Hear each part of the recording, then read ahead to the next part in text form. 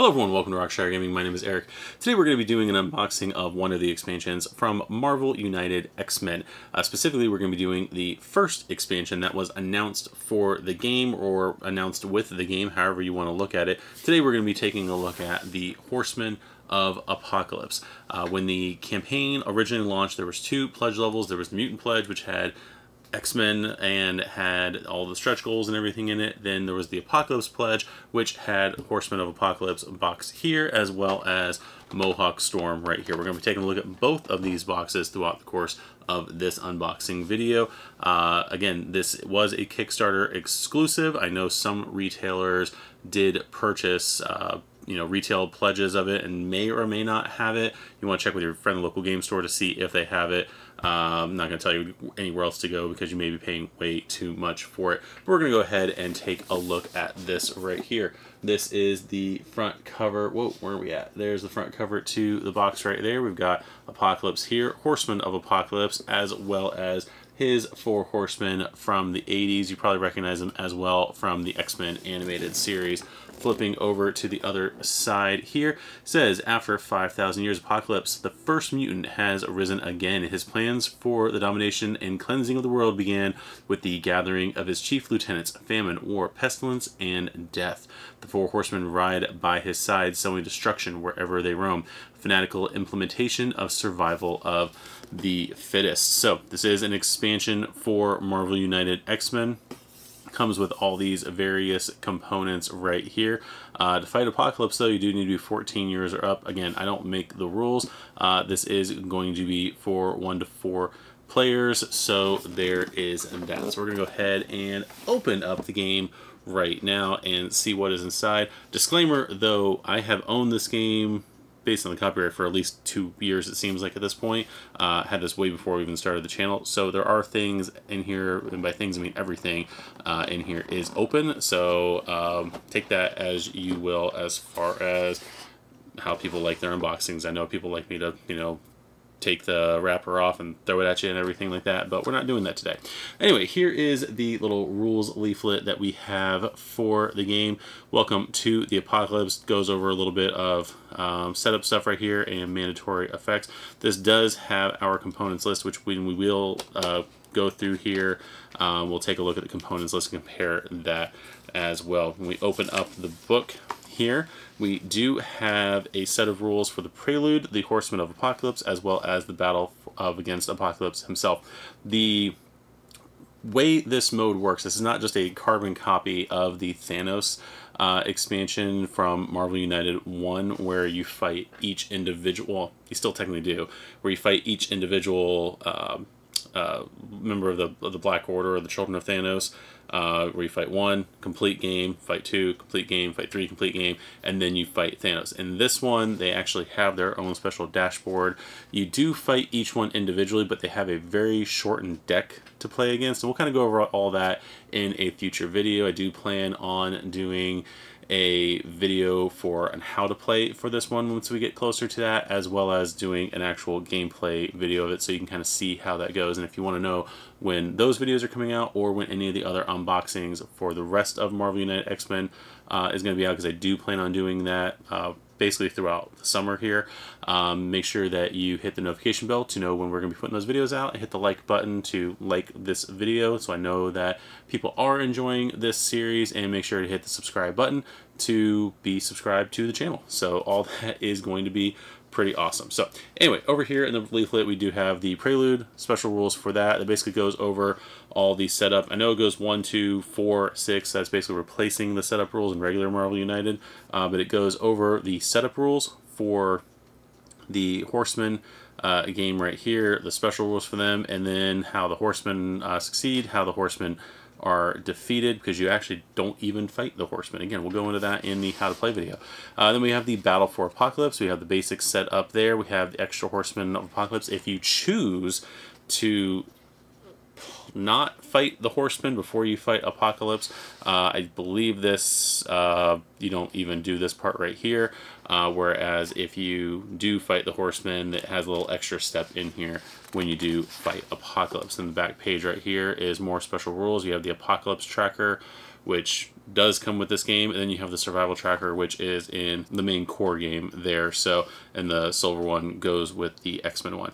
It says 4 Horsemen as henchmen, 4 Horsemen Unleashed, and super villain mode. The game does mention here the Horsemen of Apocalypse mode is not compatible with super villain mode, and no challenges other than moderate hard heroic can be used. That's for the prelude part of it, not necessarily the main battle with Apocalypse. So there is that. I'll keep the components list over here so when we kind of go through that. So we do have our special dashboard right here. It does kind of go into more of the setup, special setup for the characters right there, with removing the master plan cards, because they do have their own separate decks when you're fighting them, the Horsemen do.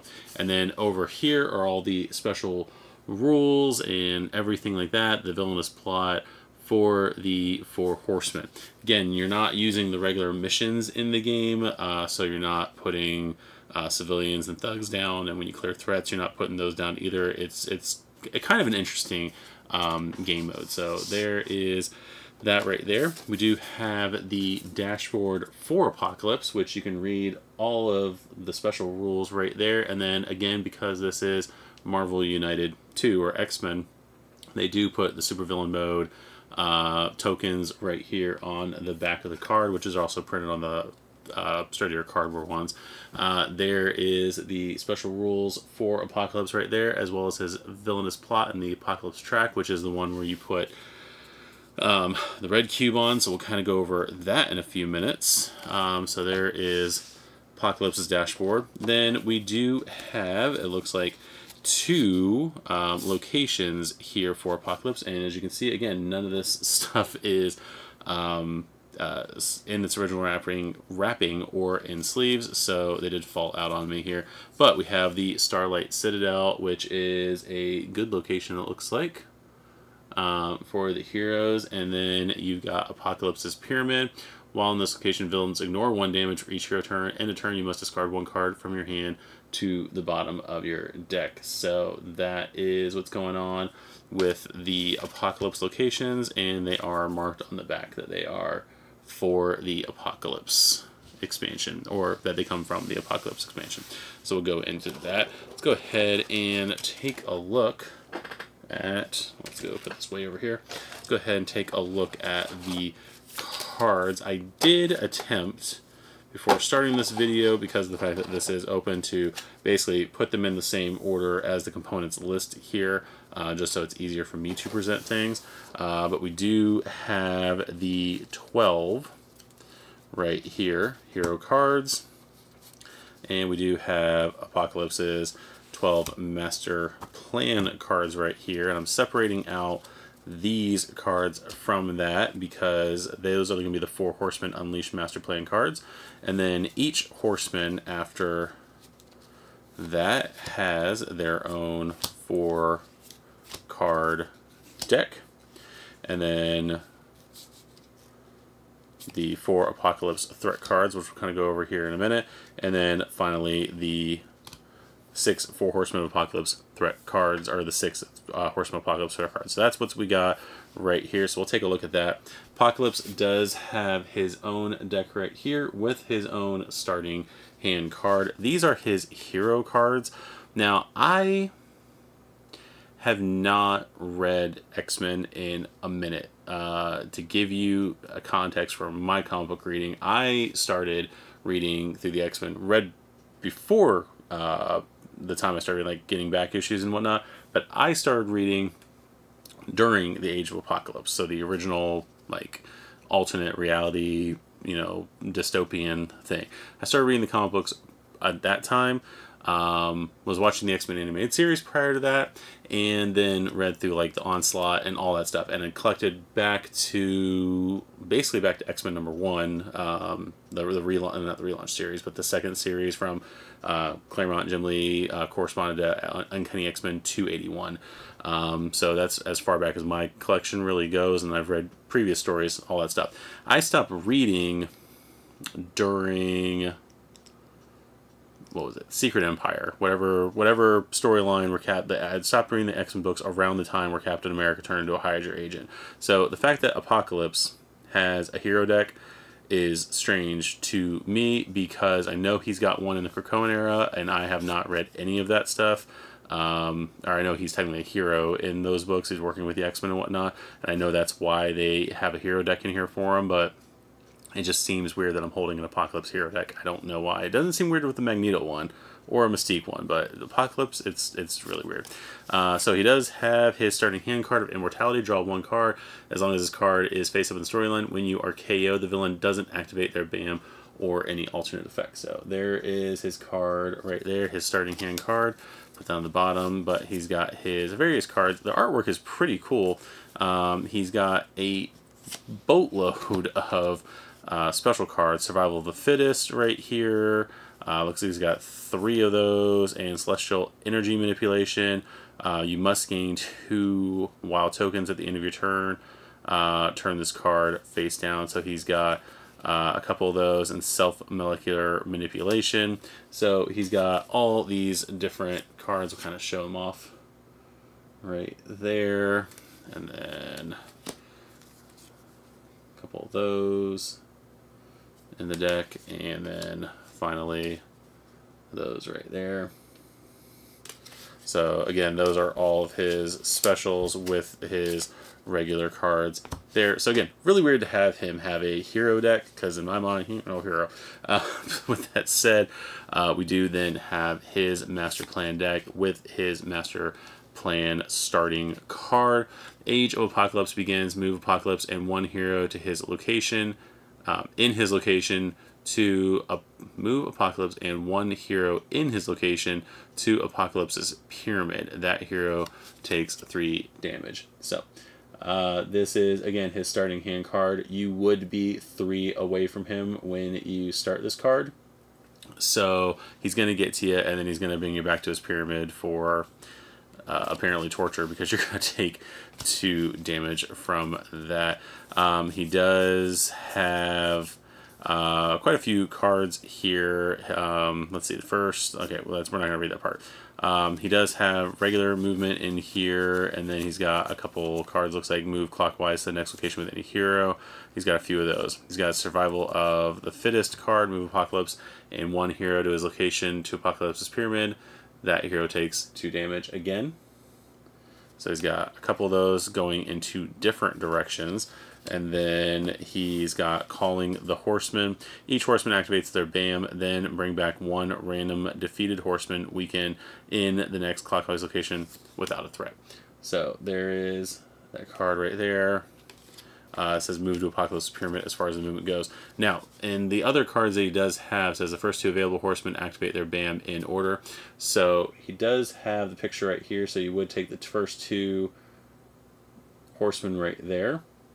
And all the cards are randomized order as far as which horseman is in which spot, as you can see from these 2 cards. Yeah. So that is pretty cool what he's got right there. That was starting card back there.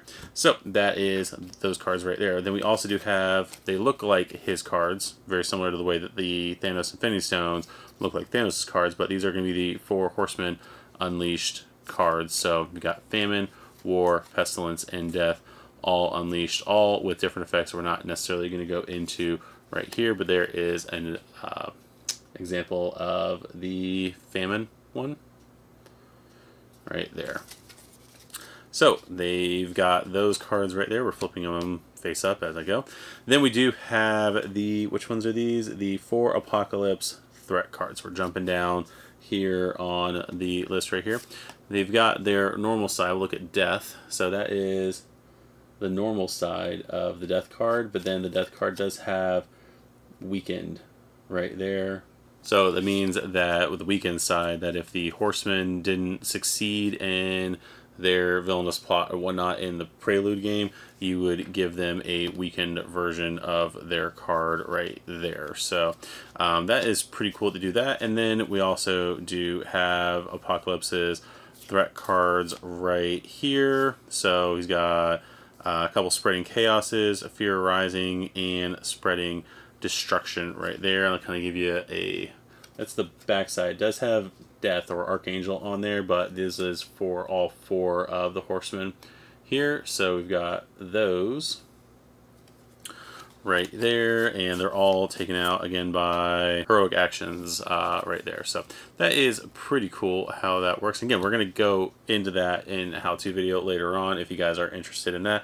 And then finally, we do have the very small deck of cards from Famine, Death, Pestilence, and War over here. This is an example of their card. Now, they only have the 4 cards in their deck, depending on, I think it's written on here, special setup, depending on how many players you have. If you're only playing a 2-player game, you actually do remove 2 cards from each of their deck, and if you're playing a 3 to 4 player game, you're going to remove 1 of the cards from the deck. So it's going to be 3 random cards from each deck that you're going to be actually playing against. So that is pretty neat right there. There's War right there. Wall. Not gonna do it. So again, that's their cards right there. Death does play a little bit different when you're actually going through the rules. His KO rule is different because he is gonna be the last one that you're fighting against. You know, because he's your buddy, he's your archangel. You know, but he's gonna be the last one you're playing against. And then also his villainous plot is different. The villainous plot right here is mainly for these 3, whereas and you can tell there's lines going to which one it goes to, and then the villainous plot for Death is going to be different. So we've gotten all the cards out of the way. Let's go ahead and take a look at figures, starting with the cube.